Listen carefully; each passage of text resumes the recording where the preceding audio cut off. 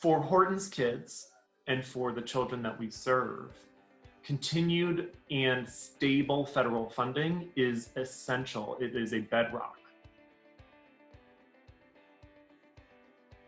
My name is Billy Fetweiss. My role, I am the interim executive director at Horton's Kids, which means right now I'm overseeing everything that's happening as we transition and respond to the COVID-19 crisis. Horton's Kids is fortunate to have diverse funding sources across government, foundation, corporate, and individual sources. And what we're doing right now is trying to figure out how do we maintain close relationships with every single of our most important funders. Managing funder relationships during this time has been paramount of importance to our development team. They have a schedule. They're reaching out to a lot of our foundation partners and our large major gift funders on the individual side, as well as some of our corporate funders. In DC specifically, we've gotten guidance from our government funders that they are not going to be as stringent in measuring the daily attendance and program hours, but they are interested in knowing how we're pivoting and how we're continuing to provide services for children who, in our case, are some of the most in need of services and supports during this time of transition across the district. We are touching base with our foundation funders and our individuals. Our development team has been reaching out, touching base, letting them know what sort of issues we're facing and trying to talk about ways that they can help. In order to make it through this, we are taking advantage of a lot of different things that are out there. In DC, the Community Foundation has really put together a big package of grants that they are allowing organizations like ours to apply for. Share Our Strengths, No Kid Hungry campaign is out there. We've applied for that.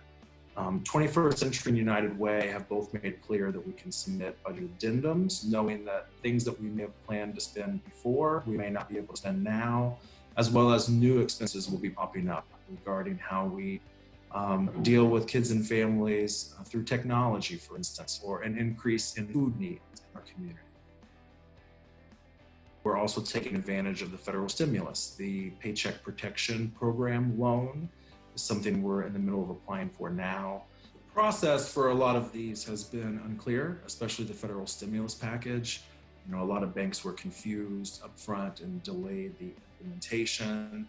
Some banks have decided not to participate altogether. Our bank, which is a local DC bank, City First Bank, is thankfully participating, and they have been very communicative, and they have given us all the information we need to apply. It's a lot of information, so it's taking quite a bit of time to compile it all, but we're very thankful for the resources that they have made available, as well as national organizations like the Chamber of Commerce or the National Council for Nonprofits have been very good at pushing out a lot of information to reduce that uncertainty, and we're working through that as we go. Greatest challenge that I've experienced is not knowing things. At every stage, there have been so many unknowable unknowns. And we've been having to make decisions that forecast out to the future when we really don't know what's going to be happening tomorrow. That was especially true in the early days as the pandemic was increasing across the country.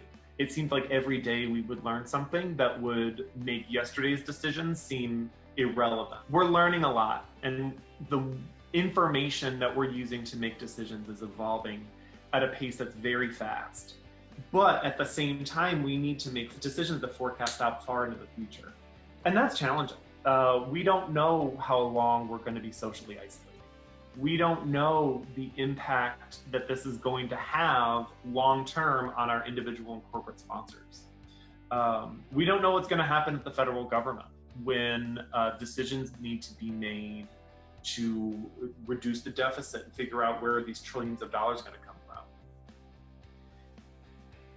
For Horton's Kids and for the children that we serve, continued and stable federal funding is essential. It is a bedrock for how we can plan for the future and how we can continue to provide services for children who are growing up in one of the most under-resourced communities in the district, who are most in need of out-of-school time services.